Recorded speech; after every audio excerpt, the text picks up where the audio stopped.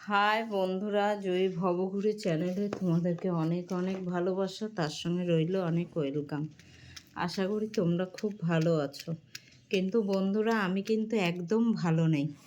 কেননা তোমরা জানো, যখনই আমি বাড়ি ফিরি তখনই তোমাদের সঙ্গে একটা ভিডিও শেয়ার আমি অবশ্যই করি।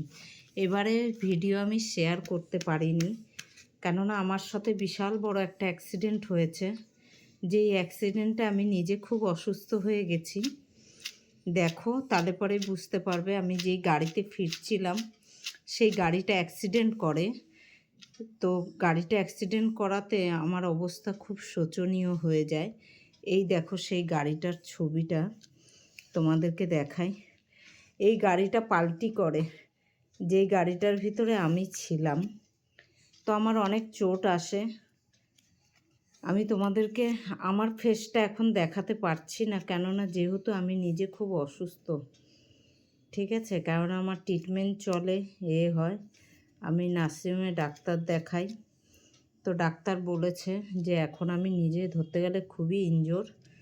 ওই জন্য ভেবেছিলাম এখন করব না, কিন্তু ভাবলাম না, তোমাদের সঙ্গে শেয়ার করাটা আমার দরকার। আমার ফোনটাও চুরি হয়ে যায়, যার জন্য দেখো আবার একটা নতুন ফোন কিনতে হলো, সিম তুলতে হলো। আর দেখো, ফোনটা আমি এখনও ইউজ করিনি, এই ফোনটা আমাকে কিনতে লাগলো। আমি সেই সময় মৃত্যুর সঙ্গে লড়ছি, আর মানুষ চুরি করতে ব্যস্ত। বুঝতে পারছো জীবন যুদ্ধটা আমার কতটাই ছিল। তো আমি অনেক চোট পেয়েছি বন্ধুরা, চেস্টে লেগেছে, পায়ে হাতে অবশ্যই লেগেছে। কিন্তু কি করব বলো। তোমরা বাসটা দেখো, বাসটা দেখে অবশ্য বুঝতে পারছো যে আমার বাসটা কি পজিশানে রয়েছে, আর যেভাবে পাল্টিটা খেয়েছে সেইভাবে নিশ্চয়ই দেখতে পেরেছো বাসটাকে। আর সেই সময় আমি তুলিনি, আমার একটা ফ্রেন্ডই তুলেছিল। ওই জন্য ভাবলাম, দেখো আমার কথা বলতে কষ্ট হচ্ছে, তাও ভাবলাম না, তোমাদের সঙ্গে একটু আমার শেয়ার করা উচিত এই জিনিসটা, যে আমার জীবনের সঙ্গে কত বড় দুর্ঘটনা ঘটেছে। কিন্তু জানো বন্ধু, আমি জীবনে মৃত্যুটাকে খুব কাছ থেকে দেখেছিলাম। হয়তো ভেবেছিলাম আমি আর কোনো দিন বাড়ি ফিরতে পারবো না, কিন্তু যাই হোক, ওই সময়টা বিপদে না পড়লে পরে বুঝতে পারতাম না। মানুষ ওই সময়টায় চুরি করতে ব্যস্ত, কিন্তু কখনো কোনো মানুষ যখন এত বড় অ্যাক্সিডেন্ট হয়, এই কাজটা করা উচিত না। দেখো, এই ফোনটা রিসেন্ট আমার বর বলেছিল যে টাকা পয়সা তো আমার চলে গেছেই, ফোনটাও চলে গেছে। আর এই ফোনটা কিন্তু কেউ নেয়নি, জানো তো, এই ফোনটা আমার সম্বল ছিল।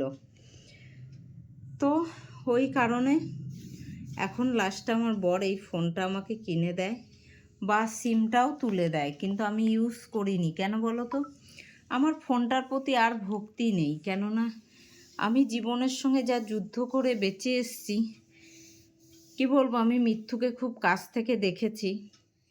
তোমরা বেশি বেশি করে এটা শেয়ার করো।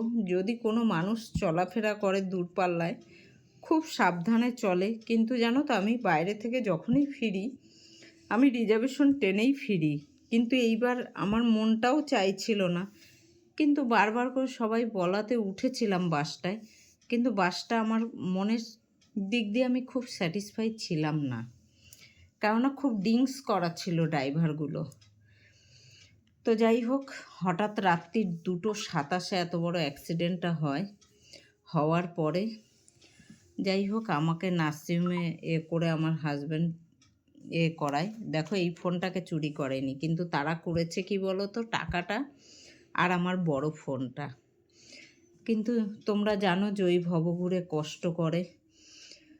তারপরে এই ফোনটা কেনা এই মুহূর্তে সম্ভব ছিল না। যাই হোক, ঠাকুরের আশীর্বাদে আমার একটা লোন শোধ হয়েছিল, আমি 0 ডাউন পেমেন্টে এই ফোনটা তুলতে পেরেছি।